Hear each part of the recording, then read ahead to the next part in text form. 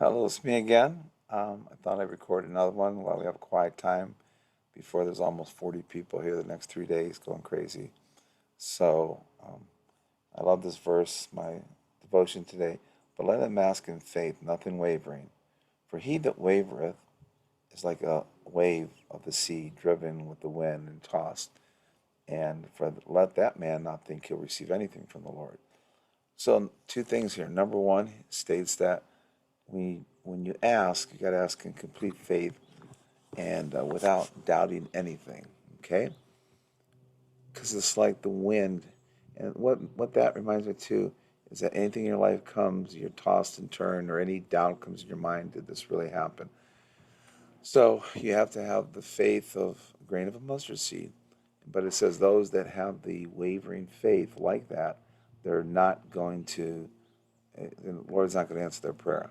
So you got to do your part. You got to ask, you got to believe and receive, and don't waver on anything at all. Okay? So, um, I believe that there's things in your life. Sometimes you sometimes you might not think you're getting them. There might be a reason, but always check your faith and say, am I really believing it? What I do sometimes when I need a real answer of something big in my life, I'll literally tell that person that I wrote down that God's going to answer my prayer. Like I told you some of those stories before. And guess what? His word never comes back void. Now that's a step of faith. That's not putting God on the spot, but it's a step of faith by saying, listen, I believe it.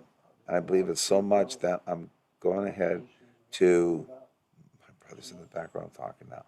But anyways, and so check and see if your faith's wavering.